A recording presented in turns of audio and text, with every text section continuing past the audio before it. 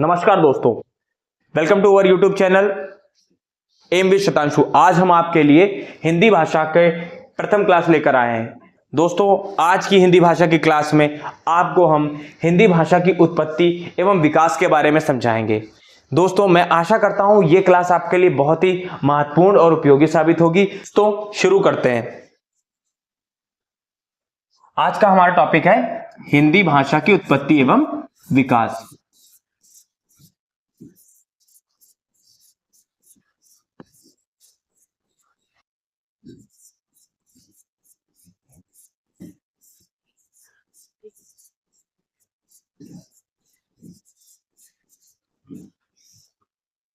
दोस्तों, हिंदी भाषा की उत्पत्ति और एवं विकास को जानने से पहले हमें यह समझना होगा कि भाषा क्या होती है, क्योंकि हिंदी भी हमारी एक भाषा है। ठीक है दोस्तों, भाषा भाषा शब्द संस्कृत की भाष धातु से बना है। किस धातु से बना है दोस्तों? भाष धातु से। भाषा भाषा शब्द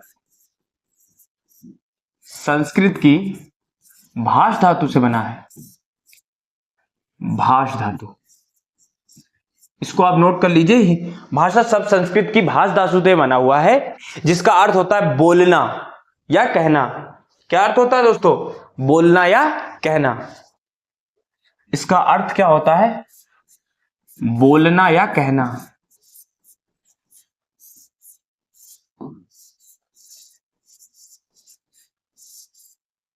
अब पंडित कामता प्रसाद गुरुजी, जो हिंदी के विद्वान माने जाते हैं, उन्होंने भाषा की एक परिभाषा दी है, जो आप छोटे क्लासों में पढ़ते चले आ रहे हैं। भाषा वह साधन है जिसके द्वारा हम अपने भावों और विचारों को व्यक्त करके दूसरों तक पहुंचाते हैं और दूसरों के भावों और विचारों को ग्रहण करते हैं।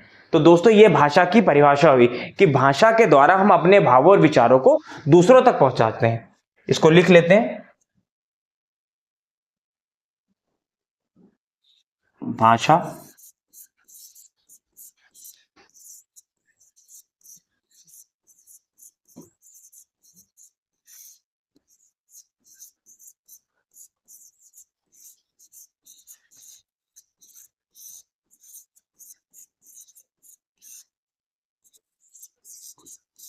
हम अपने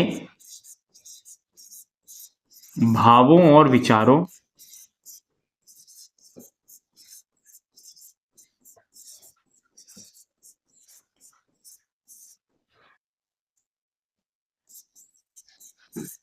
दूसरों के सामने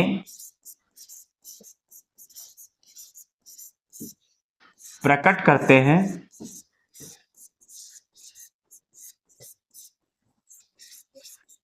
एवं उनके भावों और विचारों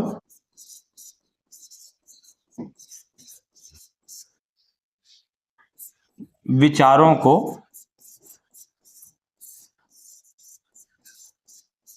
समझते हैं। इसको आप नोट कर लीजिए। भाषा शब्द संस्कृत की भाष धातु से बना हुआ है और भाषा एक साधन है जिसके माध्यम से मनुष्य अपनी बातों को या अपने भावों को दूसरों तक पहुंचाता है। ठीक है दोस्तों, अब हम आगे बढ़ते हैं। भाषा की उत्पत्ति के बारे में हम कुछ सीखते हैं। देखिए दोस्तों, भाषा के दो प्रकार होते हैं। भाषा के दो प्रकार होते हैं। एक होती है हमारी मौखिक भाषा, एक होती है हमारी लिखित भाषा। एक और प्रकार कहा जाता है, वो होता है आपका सांकेतिक भाषा, जिसको हम अभी नहीं पढ़ेंगे। हम केवल भाषा के दो प्रकारों पे बात करेंगे। एक हमारा मौखिक भाषा, दूसरा हमारा लिखित भाषा। भाषा के प्रकार।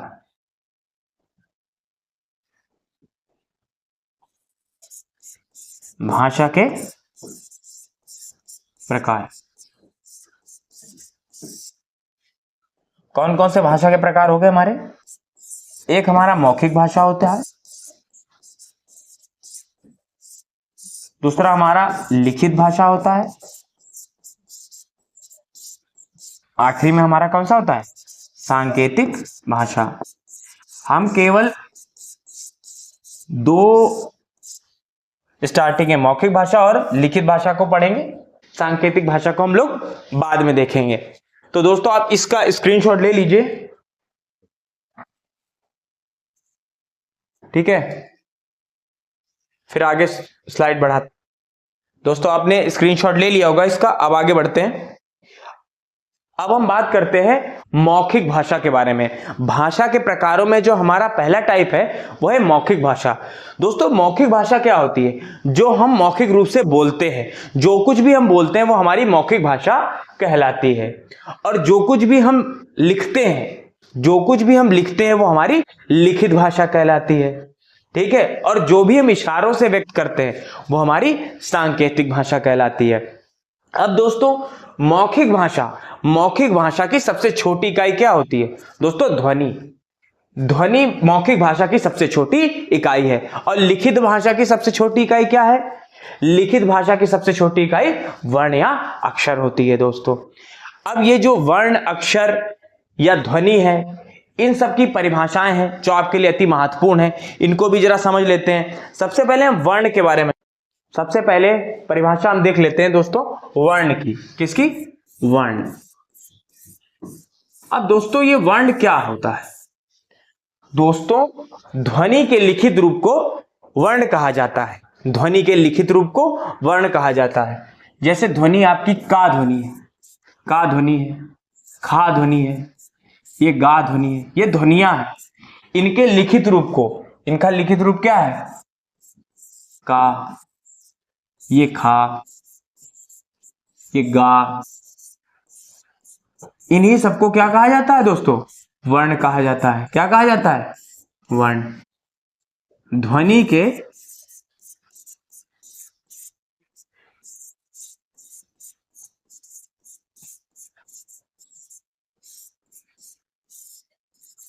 के लिखित रूप को वर्ण कहा जाता है,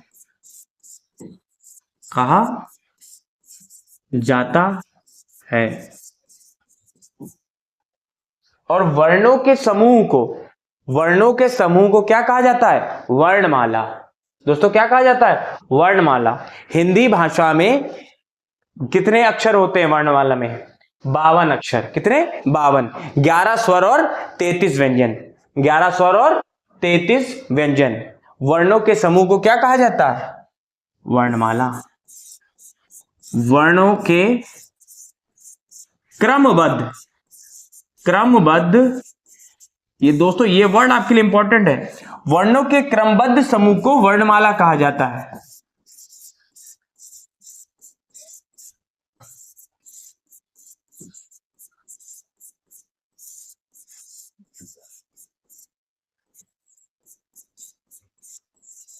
क्योंकि अगर इन्हीं वर्णों को हम क्रमबद्ध रूप से नहीं लगाएंगे तो ये वर्णमाला हमारी गलत हो जाएगी। जैसे आपने वर्णमाला में देखा होगा, सबसे पहले आ आता है, फिर आ आएगा, फिर ई, फिर ऊ, फिर ऊ, रिल, ए, ऐ, ओ, औ, अंग, आ। ये सभी आपके स्वर एक क्रम से आते हैं।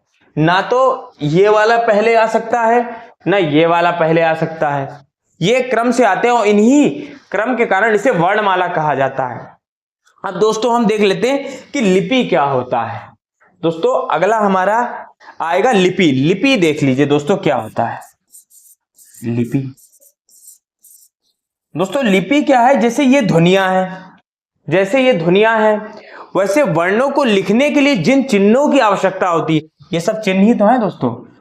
ये हमारा एक चिन्ह हो गया, ये हमारा चिन्ह हो गया, ये हमारे चिन्ह हो गया। ये जितने भी चिन्ह हैं इन्हीं को हम क्या बोलते हैं? लिपि बोलते हैं। तो लिखिए दोस्तों,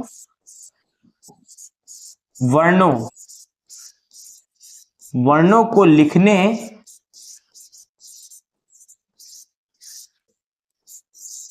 के लिए जिन चिन्हों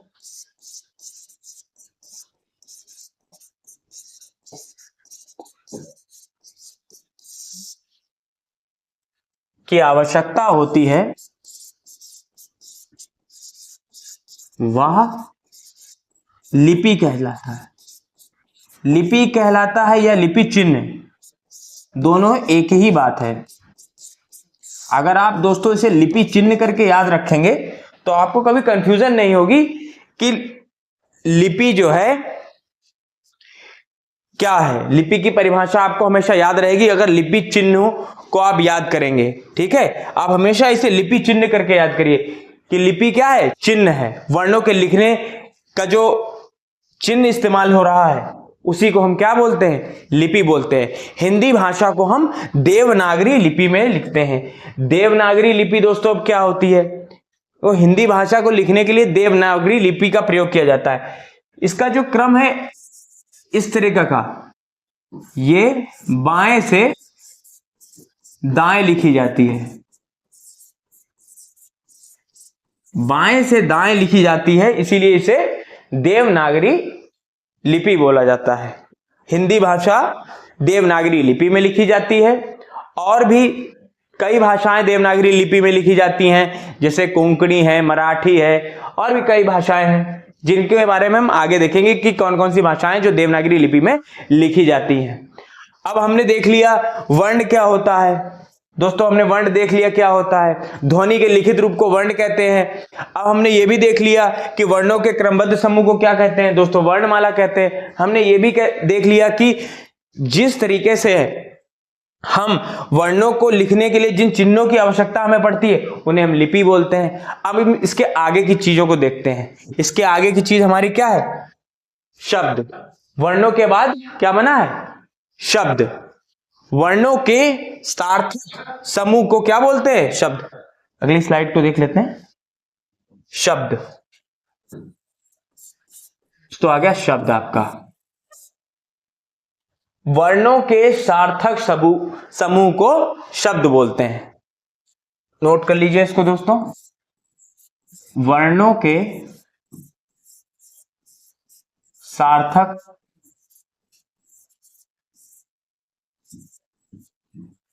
समूह को शब्द कहा जाता है, शब्द कहा जाता है। अब दोस्तों देखिए कि शब्द क्या, देखिए जब दो या दो से अधिक वर्ण मिलते हैं, जब दो या दो से अधिक वर्ण मिलते हैं तो उनसे बने हुए सार्थक समूह को क्या बोलते हैं हम लोग, शब्द बोलते हैं। देखिए यहां पे तीन वर्ण मिल रहे हैं, का वर्ण, मा वर्ण और ला वर्ण। इनके मेल से जो हमें एक सार्थक समूह मिल रहा है इसी को हम शब्द बोलते हैं। अगर हमने तीन वर्ण ऐसे मिलाए, ला मिलाया, मा मिलाया और का मिलाया, और इनसे कोई सार्थक समूह नहीं बना, हमारा सार्थक समूह नहीं बनता है, अगर नहीं मिला हमें तो ये वर्ण नहीं कहलाएगा, ये हमारा वर्ण नहीं कहलाएगा, यानी ये हमारा वर्ण नहीं, सॉरी, शब्द नहीं कहलाएगा।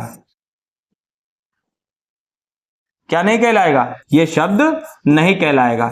यानी शब्द के लिए सबसे इंपॉर्टेंट चीज है कि वर्णों का सार्थक समूह में लिखा होना।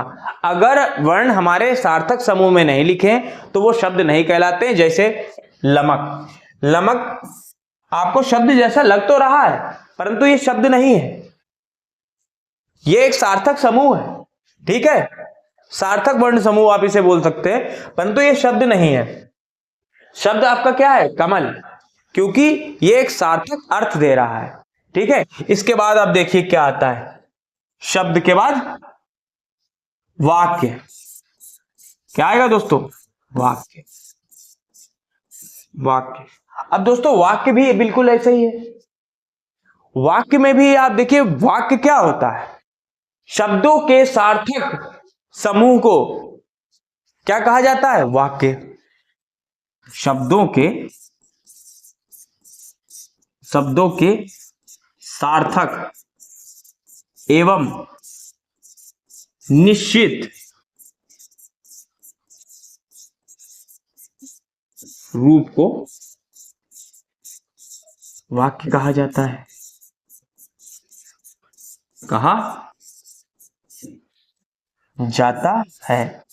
अब देखिए इस डिफिनीशन से क्या हमें तात्पर्य मिल रहा है कि वाक्य जो है शब्दों का एक निश्चित रूप है, एक निश्चित क्रम बना होगा। जैसे मोहन घर जाता है, मोहन घर जाता है। दोस्तों ये आपका वाक्य सही है, ये वाक्य की श्रेणी में आएगा। क्यों? क्योंकि शब्दों का एक सार्थक एवं निश्चित रूप है इसमें। अगर हम इस परिभाषा के अकॉर्डिंग इसको उलट करके लिख दें, जाता है घर मोहन, या इस तरह के कोई भी उल्टा वाक्य हो, यह आपका जो है शब्द समूह कहलाएगा, शब्द समूह कहलाएगा।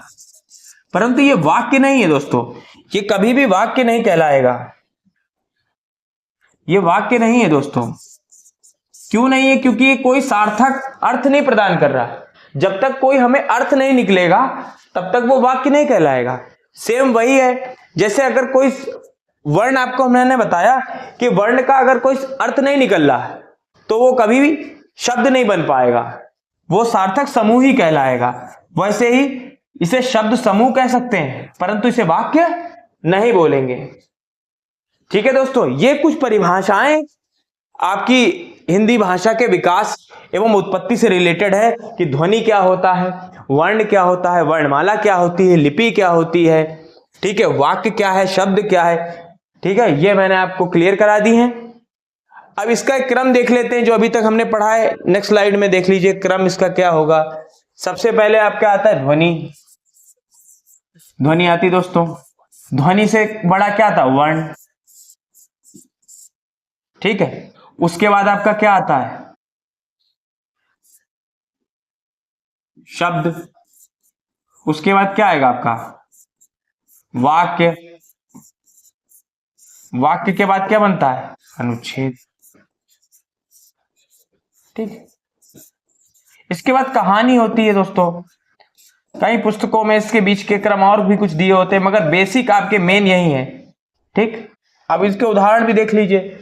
जैसे ध्वनि क्या है? जैसे आपकी का ध्वनि है, खा ध्वनि है, गा ध्वनि है, धा ध्वनि है, इस तरह की ध्वनियां हैं। वर्ण क्या है? का वर्ण है, खा वर्ण है, गा वर्ण है, आपका घा वर्ण है। शब्द क्या है? कमल। वर्णों के सार्थक समूह को ही शब्द बोलते हैं, लमक कोई शब्द नहीं है। ठीक, वाक्य क्या? दो या दो के से अधिक शब्दों के मेल से बने हुए रूप को क्या बोलते हैं? वाक्य। वो भी सार्थक होना चाहिए। जैसे राम फल खाता है। दो या दो से अधिक, देखिए यहां पे दो या दो से अधिक,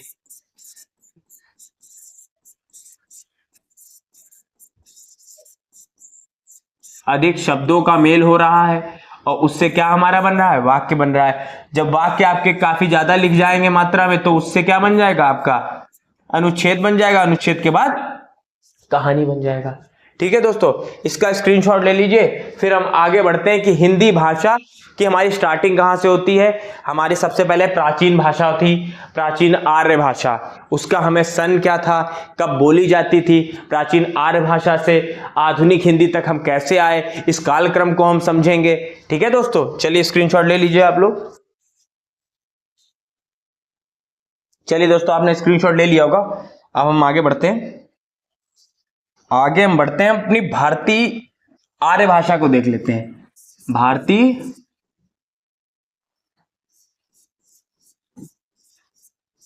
आर्य भाषा। दोस्तों अब आपके मन में यह प्रश्न उठ रहा होगा कि हम भारतीय आर्य भाषा को क्यों पढ़ रहे हैं। भारतीय आर्य भाषा हमारे लिए इसलिए जरूरी है क्योंकि इसी आर्य भाषा से हमारी आधुनिक हिंदी का विकास हुआ है। इसीलिए हमें इस भारतीय आर्य भाषा को भी पढ़ना जरूरी है। भारतीय आर्य भाषा क्या हुई? जो हमारे आर्यवर्त के क्षेत्र में जो भाषाएं बोली जाती है उसे हम भारतीय आर्य भाषा बोलते हैं। अब इसके तीन रूप थे, देखिए दोस्तों। एक प्राचीन आर्य भाषा, प्राचीन, जो सबसे पहले हमारे वैदिकोत्तर साहित्य में हमें मिलती है। उसके बाद आपकी आती है मध्यकालीन, जो सल्तनत काल का जो हमारा इतिहास लिखा गया है, मध्यकालीन आर्य भाषा, जो हमारे शक कुषाण इन सब के अभिलेख जो भी मिले हैं वो सब मध्यकालीन आर्य भाषा में लिखे हुए मिले। ठीक, उसके बाद हमारी आधुनिक हिंदी आती है, आधुनिक आर्य भाषा, जिसे हम आधुनिक हिंदी के नाम से जानते हैं। ये हमारी आर्य भाषा। आर्य भाषा मतलब सीधे शब्दों में आप समझिए, जो आर्यवर्त के क्षेत्र में जो भाषा बोली जाती है उसे आर्य भाषा बोलते हैं। अब देखिए इसका क्रम क्या है, ये साल इसका क्रम पूछ देते हैं। 1500 से 500 ईसा पूर्व। दोस्तों इस ईसा पूर्व पे ध्यान लगाइएगा, बिफोर क्राइस्ट, ईसा मसीह के जन्म से पहले ये भाषा बोली जाती थी, प्राचीन आर्य भाषा। उसके बाद जितने अभिलेख है 500 ईसा पूर्व से 1000 ईस्वी तक, 1000 ईस्वी तक ये सब काहे में मिलते हैं, हमारे मध्यकालीन आर्य भाषा में। और आधुनिक हिंदी में 1000 ईस्वी से अब तक। हिंदी की चीजें चेंज नहीं हुई है, अभी तक की करंटली चल रही है। ठीक है दोस्तों, अब हिंदी का जो क्रम है, कैसे हिंदी का क्रम, सबसे पहले क्या है, संस्कृत। क्या है दोस्तों, संस्कृत। संस्कृत से आपकी क्या बनी, क्या बनी दोस्तों, पाली भाषा। पाली भाषा, महात्मा बुद्ध के अभिलेख जितने भी मिलते हैं वो पाली भाषा में मिलते हैं। पाली भाषा के बाद क्या बनी आपकी, प्राकृत। ये हिंदी का ही रूप है। जैन ग्रंथ और जैन से संबंधित जो अभिलेख मिलते हैं वो आपके, महावीर स्वामी से संबंधित जो अभिलेख मिलते हैं वो आपके प्राकृत भाषा में लिखे हुए हैं। इसके बाद कन्वर्ट होके ये बनी अपभ्रंश। अपभ्रंश, अपभ्रंश बनी। अपभ्रंश से हमारी प्यारी हिंदी भाषा निकली है। कौन से सोर से, नहीं अपभ्रंश से। ठीक है दोस्तों, इस क्रम को आप ध्यान रखिए। संस्कृत से पाली, पाली से प्राकृत, प्राकृत से अपभ्रंश। इसके बाद कुछ लोग अवहट भी लिख देते हैं, अवहट। कहीं कहीं पे आपको पुस्तकों में अवहट भी लिखने को मिलेगा। ठीक है, तो एक ही बात है, अपभ्रंश अवहट। उसके बाद क्या, हिंदी भाषा। इसको नोट डाउन कर लीजिए, फिर हम आपको आगे का बताते हैं। ठीक है दोस्तों, आपने इसको नोट कर लिया होगा, आगे देखते हैं। अब अपनी हिंदी भाषा के भारतीय परिप्रेक्ष्य के बारे में इसको देख लेते हैं। देखिए दोस्तों, हिंदी भारत की राजभाषा है। मेरे राजभाषा वाले लेक्चर में आप देख सकते हैं इसे। हिंदी भारत की राजभाषा है, जो अनुच्छेद 343 से 351 तक भाग 17, भारतीय संविधान के भाग 17 में वर्णित है। प्रारंभ में संविधान जब लागू हुआ तब हमारे यहां 8 अनुसूचियां थी, 8 अनुसूचियां थी। ठीक, 8वीं अनुसूची में 14 भाषाएं थी, 14 भाषाएं थी, उसमें भी हिंदी भाषा का उल्लेख है। अब संविधान में कुछ भाषाएं बढ़ा दी गई हैं, कितनी, 8 भाषाएं जोड़ दी गई हैं। अब 8वीं अनुसूची में 22 भाषाएं हैं, कितनी, 22 भाषाएं हैं। अब देखिए 8 भाषाएं जो हमारी जोड़ी गई हैं वो भी आपके लिए इंपॉर्टेंट है, आप देख लीजिए। 15वीं भाषा आपकी जोड़ी गई थी सबसे पहले सिंधी। कौन सी भाषा जोड़ी गई दोस्तों, सिंधी भाषा जोड़ी गई 1967, 21वें संविधान संशोधन से जोड़ी गई। उसके बाद 16, 17, 18 ये 3 भाषाएं एक साथ जोड़ी गई, कोंकणी, मणिपुरी और नेपाली, ये 3 भाषाएं जोड़ी गई, 1992 में जोड़ी गई, 71वें संविधान संशोधन द्वारा। उसके बाद आपकी 4 भाषा जोड़ी गई, 19, 20, 21 और 22 भाषाएं हैं भी आपके 8वीं अनुसूची में। बोडो, डोगरी, मैथिली,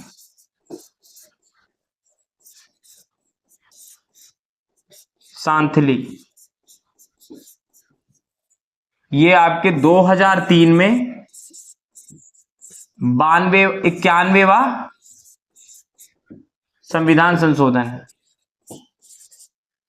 सॉरी ये 92वां संविधान संशोधन है, से ये भाषाएं जोड़ी गई। अब दोस्तों हम ये देख लेते हैं कि अपभ्रंश, अपभ्रंशों के बारे में देख लेते हैं, क्योंकि अपभ्रंश हमारे लिए बहुत इंपॉर्टेंट है कि कौन से अपभ्रंश से कौन सी भाषाएं निकली हैं और हिंदी भाषा के अंदर कितनी भाषाएं हैं और कितनी बोलियां आती हैं, क्योंकि परीक्षा की दृष्टि से सबसे इंपॉर्टेंट प्रश्न हिंदी भाषा की उत्पत्ति एवं विकास से लेकर यही आता है कि कौन सी बोली किस उपभाषा से निकली हुई है। ठीक है दोस्तों, आगे की स्लाइड में देखते हैं, आप इसका स्क्रीनशॉट ले लीजिए, पॉज करो। दोस्तों आपने स्क्रीनशॉट ले लिया होगा। अभी तक आपने दोस्तों वर्णों के बारे में देखा, शब्दों के बारे में देखा, हमें प्राचीन आर्य भाषा के बारे में देखा। अब देखिए यहां पे आकर इससे प्रीवियस लेक्चर में ये देखिए संस्कृत भाषा सबसे पहले थी। संस्कृत एक अलग पूरी भाषा है, उसके बाद उसमें थोड़ा सा चेंज आया, पाली आई, पाली से प्राकृत, प्राकृत से अपभ्रंश। दोस्तों ये आपके लिए इंपॉर्टेंट है, इसी भाषा से हिंदी बनी हुई है। इसी अपभ्रंश को हम देखेंगे कि अपभ्रंशों के प्रकार कितने कितने हैं। ठीक है, देखो दोस्तों अपभ्रंश भाषा, टॉपिक डालिए आप, अपभ्रंश भाषा, भ्रंश भाषा, क्योंकि हमारी हिंदी भाषा अपभ्रंश से निकली हुई है तो हमें इसे देखना बहुत जरूरी है। अब देखिए अपभ्रंश कौन कौन से हमारे अपभ्रंश जो हमारे लिए इंपॉर्टेंट है, जरूरी, जैसे शौरसेनी अपभ्रंश। दोस्तों शौरसेनी, जो शौरसेन का क्षेत्र था, सेनी अपभ्रंश, शौरसेनी अपभ्रंश। ठीक है दोस्तों, इसके बारे में हम आपको बताएंगे कि कौन से क्षेत्र में बोली जाती है, परंतु इससे कौन सी हिंदी निकली है आपकी, या कौन सी भाषाएं निकली है। देखिए पश्चिमी हिंदी, शौरसेनी अपभ्रंश से हमारी पश्चिमी हिंदी, देखिए एक हिंदी हमारी आ गई, पश्चिमी हिंदी, गुजराती,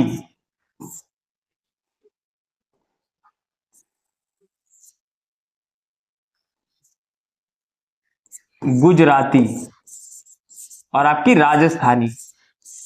दोस्तों इस चीज को ध्यान से पढ़िएगा, ये तीन हिंदी भाषाएं, हिंदी की ही भाषाएं हैं, पश्चिमी हिंदी, गुजराती, तीन भाषाएं आपकी शौरसेनी अपभ्रंश से निकली है, पश्चिमी हिंदी, गुजराती और राजस्थानी। उसके बाद आपका अपभ्रंश आ जाता है कौन सा दोस्तों, मागधी अपभ्रंश।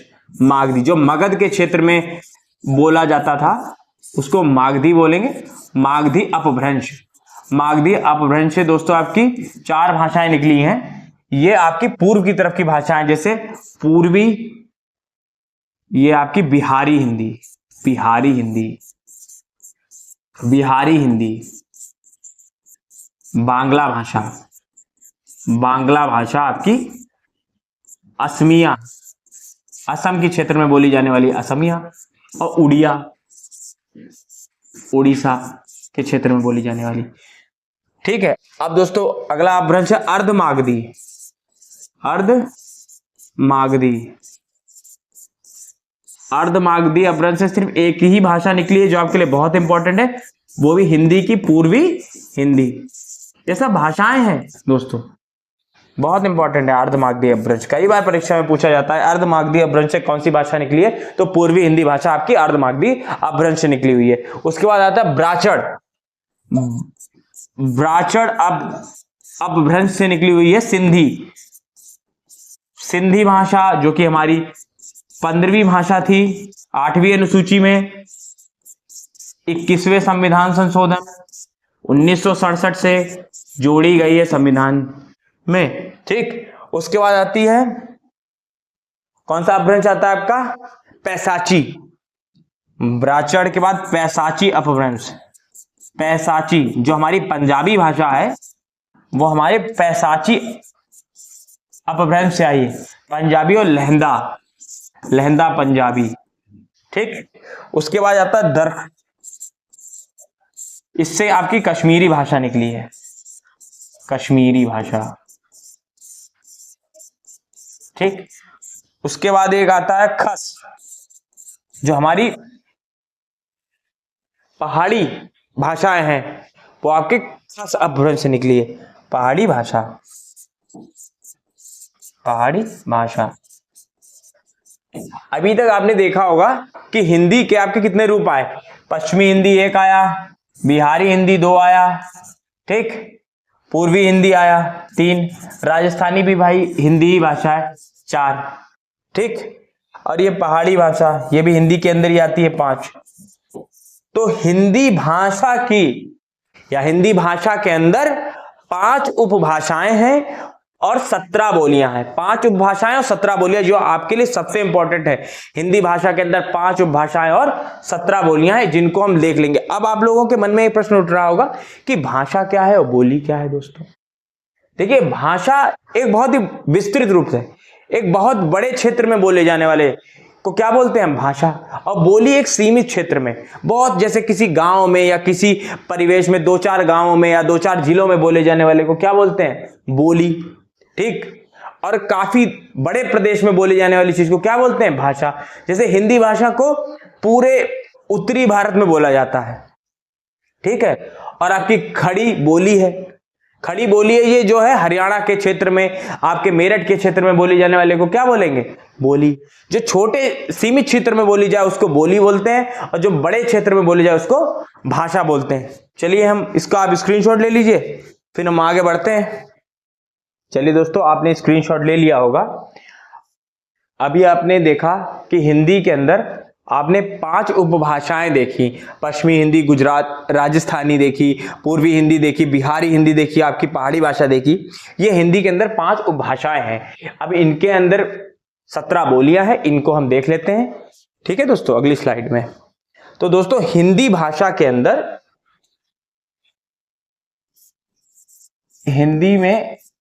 हिंदी भाषा के अंदर पांच उपभाषाएं हैं और 17 बोलियां, 17 बोलियां। इन्हीं पांच उपभाषाओं से के अंदर है 17 बोलियां, ठीक है दोस्तों। अब देखिए, सबसे पहले आपकी आती पश्चिमी हिंदी।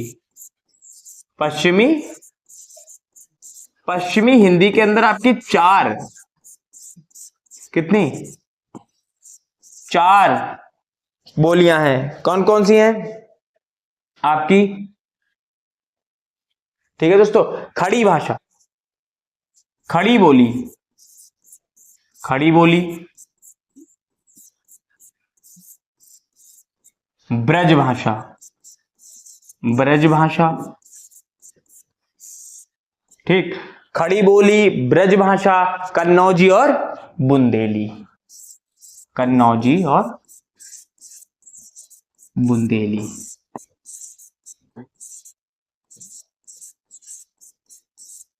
ये आपकी पश्चिमी हिंदी के अंदर आने वाली चार भाषाएं हैं। इनके क्षेत्र को जब हम प्रैक्टिस सेट कराएंगे उसमें आपको बताएंगे कि इनका कौन सा क्षेत्र लगता है। मोटा मोटा समझिए, ये मेरठ के क्षेत्र में, हरियाणा वाले क्षेत्र में बांगरू भाषा इसे बोला जाता है, इसको बोला जाती है ब्रज भाषा। ब्रज के क्षेत्र में बोली जाने वाली भाषा को ब्रज भाषा बोलते हैं। कन्नौज के आसपास के क्षेत्र में, हरदोई अवध के रीजन में बोले जाने वाली को कन्नौजी बोलते हैं। बुंदेली, बुंदेलखंड के क्षेत्र में, झांसी, ललितपुर, इस क्षेत्र में बोली जाने वाली भाषा को क्या बोलते हैं, बुंदेली। अब आपकी आती पश्चिमी हिंदी से हम पूर्वी हिंदी की तरफ बढ़ते हैं। पूर्वी हिंदी, पूर्वी हिंदी के अंदर आपकी कितनी भाषाएं आती हैं, तीन। कितनी, तीन, ए बी सी। इसकी ट्रिक क्या है, ए बी सी। अवधी भाषा, रामचरितमानस अवधी भाषा में लिखी, अवधी, बघेली और छत्तीसगढ़ी। ये छत्तीसगढ़ तक पहुंच जा रही है। देखिए, छत्तीसगढ़ एक क्षेत्र है, राज्य है, यहां बोलने जाने वाली हिंदी को क्या बोलते हैं, छत्तीसगढ़ी हिंदी, ठीक है। इसके बाद अब देखिए,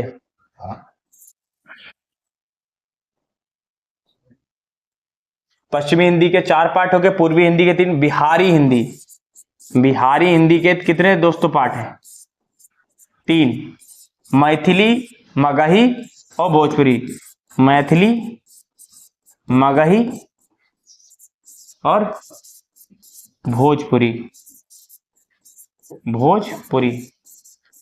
चलिए इसके आगे देखिए, आपकी पहाड़ी हिंदी। पहाड़ी हिंदी के अंदर कितने? कुमाऊनी और गढ़वाली, दो। कुमाऊनी क्षेत्र है इसमें, गढ़वाली, ये दो। अगला आपकी राजस्थानी हिंदी। राजस्थानी हिंदी। राजस्थानी हिंदी में आपके 4 पार्ट आते हैं।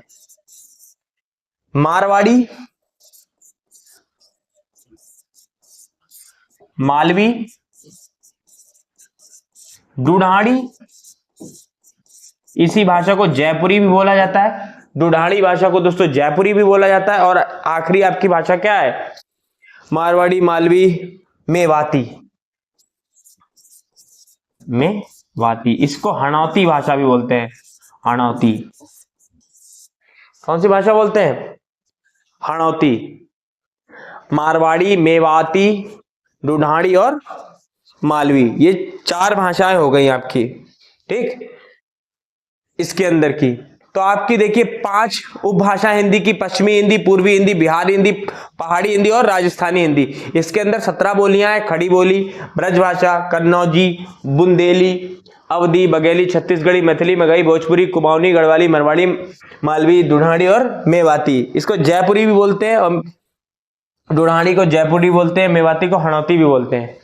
अब दोस्तों इसको आप समझ लीजिए, राजस्थानी हिंदी, कई बार इसका क्षेत्र पूछ लिया जाता है। इसको अगली स्लाइड में देख लेते हैं, ठीक है। ये देखिए, राजस्थान को हम ईस्ट, वेस्ट, नॉर्थ, साउथ इसमें डिवाइड करते हैं, ठीक है। वेस्ट के क्षेत्र में कौन सी? मारवाड़ी भाषा बोली जाती है। मारवाड़ी, मारवाड़ी भाषा बोली जाती है। उत्तरी क्षेत्र में कौन सी भाषा बोली जाती है? कौन सी? मेवाती। मेवाती। पूर्व के क्षेत्र में जयपुरी। जयपुरी, ढूढ़ाड़ी, एक ही बात है। और आपके साउथ में मालवी। कौन सा? मालवा का पठार पड़ता है, मालवी, ठीक। मारवाड़ी, मेवाती, जयपुरी और मालवी, ये आप देख लीजिए दोस्तों, यही क्रम है। इसकी ट्रिक क्या है? मार, मेवा, जय, माल, पर। दोस्तों इस ट्रिक को याद रखिए आप, ये इसका क्रम आपको याद रहेगा इससे। मार, मेवा, जय, माल, पर। कभी कभी पेपर में पूछ दिया जाए कि मारवाड़ी किस क्षेत्र से संबंधित है राजस्थान के, तो आप बता सकते हैं पश्चिमी राजस्थान। पश्चिमी राजस्थान के क्षेत्र से संबंधित है। वैसे आपसे मेवाती पूछा जाए तो उत्तरी राजस्थान। उत्तरी राजस्थान। जयपुरी आपके पूर्वी राजस्थान की भाषा है, पूर्वी राजस्थान। और मालवा आपका पता ही है आपको, दक्षिणी राजस्थान की भाषा है। चलिए दोस्तों, मैं आशा करता हूं कि ये लेक्चर आपको पसंद आया होगा। हिंदी भाषा के विकास का अनुक्रम आपको समझ में आया होगा कि कैसे कैसे हिंदी भाषा का विकास हुआ। तो चलिए मीट करते हैं नेक्स्ट वीडियो में। नमस्कार।